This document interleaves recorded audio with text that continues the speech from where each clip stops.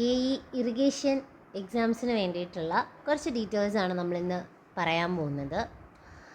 ആദ്യമായിട്ടാണ് ഇറിഗേഷൻ ഡിപ്പാർട്ട്മെൻറ്റിലേക്ക് മാത്രമായിട്ട് എക്സാം വിളിക്കുന്നത്.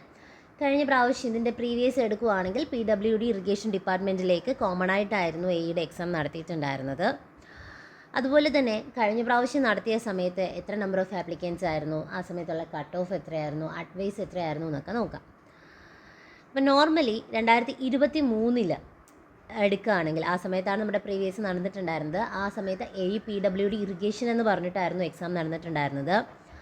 അത്യാവശ്യം സ്റ്റാൻഡേർഡ് ലെവൽ ക്വസ്റ്റ്യൻ തന്നെയായിരുന്നു. വളരെ സിമ്പിളായിരുന്നു, വളരെ സിമ്പിളെന്നല്ല എങ്കിലും സ്റ്റാൻഡേർഡ് ലെവൽ ക്വസ്റ്റ്യൻ ആയിരുന്നു, അത്ര ടഫൊന്നും ആയിരുന്നില്ല.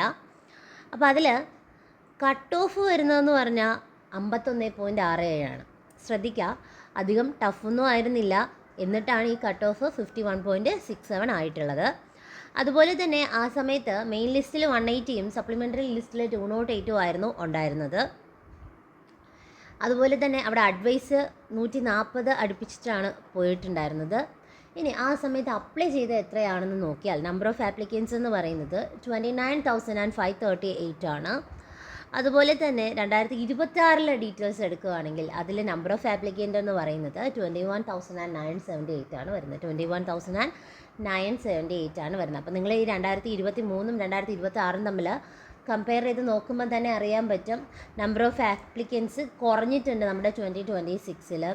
അപ്പോൾ അതിൻ്റെ അർത്ഥം കോമ്പറ്റീഷൻസ് കുറഞ്ഞു എന്നാണ്. അപ്പോൾ നമ്മൾ കുറച്ചുകൂടെയൊക്കെ ട്രൈ ചെയ്ത് കഴിഞ്ഞാൽ ഈസി ആയിട്ട് നമുക്ക് കയറിപ്പോകാൻ പറ്റും. അതുപോലെ PWD എളുപ്പമായിരുന്നു. അപ്പോൾ നല്ല രീതിയിൽ തന്നെ നോക്കുകയാണെങ്കിൽ നമുക്ക് ഇറിഗേഷൻസ് സ്കോർ ചെയ്യാൻ പറ്റും. അപ്പോൾ നമ്മൾ ഇന്നു മുതൽ പഠിച്ചു തുടങ്ങുക. അതുപോലെ പ്രീവിയസ് ക്വസ്റ്റ്യൻസ് എല്ലാ സബ്ജക്ട്സിൻ്റെയും ഇടുന്നതാണ്. നമുക്ക് ഓരോ വീഡിയോ ആയിട്ട് നമുക്ക് ഡിസ്കസ് ചെയ്യാം പ്രീവിയസ് ക്വസ്റ്റ്യൻസ്.